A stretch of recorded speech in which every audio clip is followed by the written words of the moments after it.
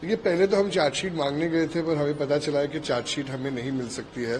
तो पुलिस ने भी यही कहा कि चार्जशीट नहीं दे सकते हमें, तो हमने कोर्ट से अप्लाई भी की है चार्जशीट के लिए। पर आज हम मिले गए थे जॉइंट कमिश्नर गौतम लक्ष्मी जी से भी, पर हमें ये जानना था कि जब मैं स्टेटमेंट दे रहा था और जब हमसे पूछा गया था, तो मैंने और मेरी परिवार ने काफ़ी लोगों के नाम लिए थे जिस पे हमें शक है, जिससे मेरे पिताजी से लास्ट बात भी हुई थी। और बहुत सारे ये जो बिल्डर लॉबी है और बहुत सारे वारदात जो मेरे और मेरे परिवार के साथ इसके पहले हुए हैं, ये सब मैंने स्टेटमेंट में कहा था। तो मैंने सिर्फ यही पूछना था कि मुझे उम्मीद है कि उन सबका स्टेटमेंट लिया गया हो और उनको इंटरोगेशन पे बुलाया गया हो, पर मुझे ऐसा इन्फॉर्मेशन दिया गया है कि ये चीज हुई नहीं है। तो मुझे मेरे लिए बहुत हैरानी की बात थी कि आपने चार्जशीट सबमिट कर दी, मगर परिवार का इंसान जो और बेटा जो मुझ पे भी खतरा था, पुलिस कह रही थी वो मुझे भी मारना चाहते थे, और मैंने अपने पिताजी मेरे बाप को खोया है। तो अगर हमको किसी पे शक है और हमने वो वारदात बताया है कि क्यों हम पे शक है और उन्होंने लास्ट जिससे बात की थी, तो क्यों ऐसे शख्सियत लोगों को इंटरोगेट नहीं किया गया है, ऐसे लोगों को क्यों शक के दायरे में नहीं देखा गया है और चार्जशीट सबमिट कर दी आपने, इतने जल्दी चार्जशीट सबमिट कर दी, ठीक है, मगर आपने ये सब क्यों नहीं किया, ये मेरी क्वेश्चंस थे, मगर मुझे जवाब नहीं मिला। और ये बहुत दुर्भाग्यपूर्ण है, लॉ एंड ऑर्डर का मजाक बना दिया है मुंबई महाराष्ट्र में। और मुझे यकीन है देवेंद्र फडणवीस साहब जो मेरे पिताजी के बहुत पुराने मित्र भी रह चुके हैं, साथ में वो लोग आमदार थे और बहुत अच्छे पारिवारिक रिलेशन है हमारे उनसे, तो जब मैं उनसे भी मुलाकात करूंगा तो मुझे उम्मीद है कि वह भी पुलिस से पूछेंगे कि जब फैमिली को किसी पे शक था तो आपने उनसे क्वेश्चन क्यों नहीं किया। अगर कोई सुसाइड से मरता है या ऐसा कुछ होता है तो वो देखते हैं कि उन्होंने लास्ट किससे बात किया था, परिवार को किससे शक है, और उसको वो लोग बुलाते हैं। तो ये बिल्डर्स को प्रोटेक्ट क्यों किया जा रहा है, ये मुझे समझ में नहीं आ रहा है। चार्जशीट हो या आज की जो मीटिंग है, वो दोनों में आप जो है असंतुष्ट दिख रहे हैं जी। बिश्नोई गैंग का भी इसमें जो है नाम आ रहा है और चार्जशीट में भी देखा जाए तो उल्लेख किया गया है। किस तरीके से देखते हैं? देखिए हाँ पूछिए।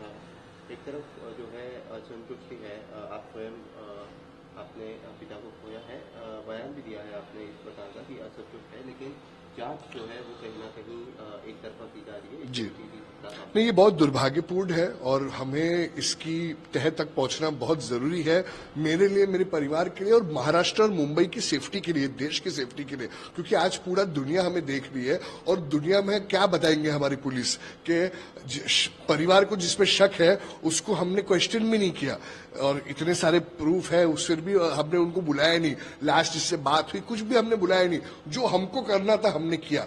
जब मैंने क्वेश्चंस पूछा तो पुलिस के पास कोई जवाब ही नहीं था और ये बहुत शर्म की बात है।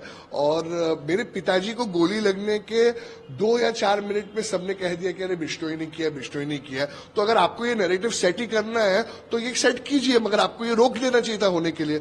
बहुत सारे मेरे प्रश्न है, उसका मुझे कोई जवाब नहीं मिला है और मैं ये नकारता नहीं हूं। अगर आप बोलते हो कि बिश्नोई ने कहा है तो किया है, तो आप बिश्नोई को मुंबई लाइए, आप बिश्नोई के साथ इंटरोगेशन कीजिए। जब अमेरिका के साथ एक्सट्रेडिशन ट्रीटी है हमारी, तो हम बिश्नोई को ला क्यों नहीं सकते? नहीं तो आए दिन रोज मर्डर होंगे और रोज बोलेंगे अरे बिश्नोई ने किया, हम क्या कर सकते? तो क्या हम इतने हेल्पलेस है?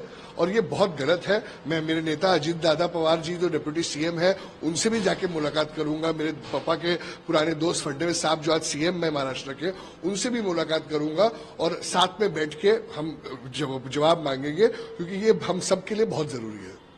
मीटिंग यूं कह लो कि विफल हो चुकी है क्योंकि संतोषजनक जवाब नहीं मिले हैं। अब आगे की क्या भूमिका रहेगी?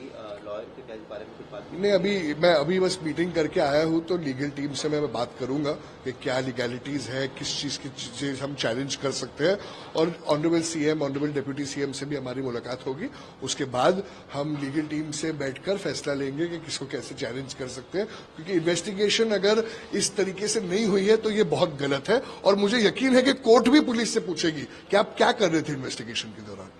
जांच पूरी तरीके से गलत दिशा में जा रही है, आरोप लगाना चाहेंगे, क्योंकि जिस तरीके जी, जैसा मुझे समझ में आया तो मैं वही कहना चाहूंगा कि एक फिक्स नैरेटिव है, उसको प्लीज करने के लिए वो कर रहे हैं, और जो सही मायने में जिस पे हमें शक है उसको प्रोटेक्ट कर रही है पुलिस। सरकार सबको छुपा रही है? नहीं, सरकार का मुझे नहीं पता, मैंने पुलिस से बात की है और मैं सरकार से आज्ञा करूंगा, रिक्वेस्ट करूंगा सीएम साहब से, डिप्टी सीएम साहब के साथ, कि मेरी फैमिली को वो जस्टिस दिलाए।